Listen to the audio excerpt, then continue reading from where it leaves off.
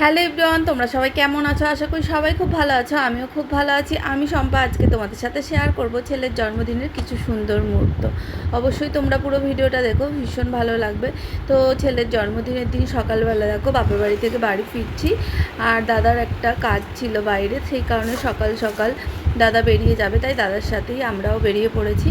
আমরা চৌরাস্তায় লেবে গিয়েছিলাম। তারপরে দেখো বাড়ি ফিরে একটু রেস্ট নিয়ে দুপুর থেকেই রান্নাবান্না শুরু। প্রত্যেক বছর ছেলের আবদার থাকে ওর পছন্দ মতো রান্নাবান্না করে দেয়। তো এই বছরও দেখো ও নিয়ম করে ওর 5 রকম ভাজা, যেগুলো ও পছন্দ করে না তাও নিয়মের জন্য করতে হয়। আর জন্মদিনের স্পেশাল পায়েস তো থাকবেই, সঙ্গে চাটনি, পাঁপড় আর দই কাতলা, সঙ্গে চিকেন চাপ আর প্লেন ভাত, আর সঙ্গে ছিল বিরিয়ানি। বিরিয়ানিটা আর ঘরে বানাইনি, বাইরে থেকে কিনে আনা হয়েছিল।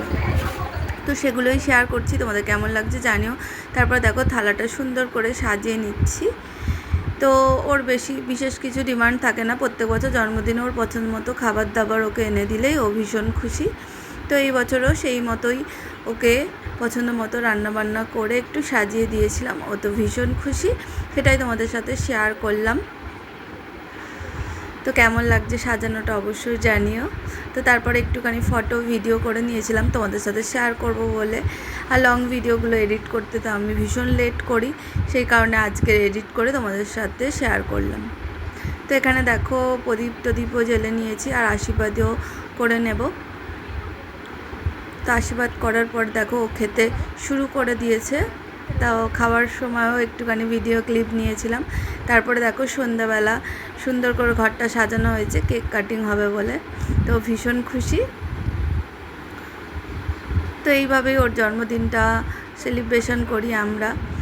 আর ওর পছন্দ মতো কিছু গিফট কয়েকদিন আগেই ও কিনে নিয়েছিল নিজে পছন্দ করে, সেগুলোই পাশে নিয়েছে। তো বলেছিল ওগুলো প্যাকিং করার জন্য।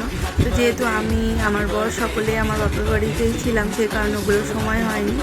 আর এইদিকে দেখো কেক কাটা শুরু হয়ে গিয়েছে, আর আমাকেও খাইয়ে দিল। তো এই ছিল আমার ছেলের জন্মদিনের কিছু সুন্দর মুহূর্ত। কেমন লাগলো জানি।